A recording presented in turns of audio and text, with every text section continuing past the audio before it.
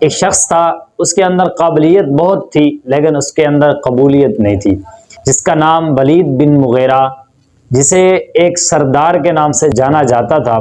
وہ بہت بڑا سردار تھا۔ حضرت ابن عباس رضی اللہ تعالیٰ عنہ قول کے مطابق مکہ سے طیف تک ان کا جو زمین وہ ساری ان کی پھیلی ہوئی تھی۔ حضرت سفیان ثوری رحمۃ اللہ علیہ یہ قول نقل کرتے ہیں اور یہ ارشاد فرماتے ہیں کہ اس کی سال کی آمدنی جو تھی وہ تقریباً 1000 دینار تھی۔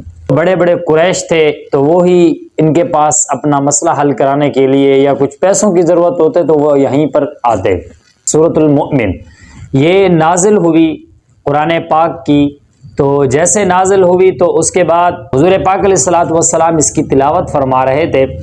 جیسے اس کی تلاوت فرما رہے تھے تو ولید بن مغیرہ جو تھا وہ سردار، اس نے جیسا سنا اور جا کر اس نے قوم کو بتایا یہ تلاوت ہے یا یہ جو کلام ہے یہ کسی انسان کا نہیں ہو سکتا، یہ کسی مسلمان کا بنایا ہوا یا کسی جنات کا نہیں ہو سکتا۔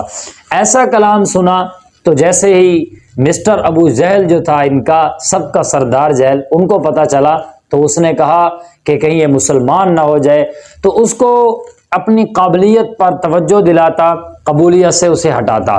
بہرحال اس نے قبولیت سے انکار کر دیا۔ جیسے اس نے انکار کیا تو ابو جہل نے اسے کہا کہ لوگ آپ کے خیال میں ہیں اور اطمینان ان کو ایسا نہیں ہوگا، آپ قرآن اور صاحب قرآن کے خلاف بات کریں۔ اس نے کہا مجھے وقت دیجیے۔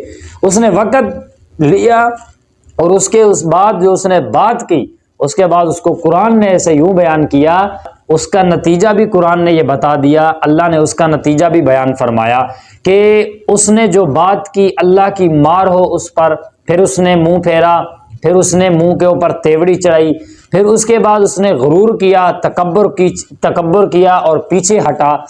ایک قرآن نے اس کو مسلسل ترتیب کے ساتھ بیان کیا ہے، اور اس کے بعد اللہ نے پھر اسے قرآن میں بیان کیا سأصلیہ سقر، بے شک ہم اسے دوزخ میں ان قریب پھینک دیں گے۔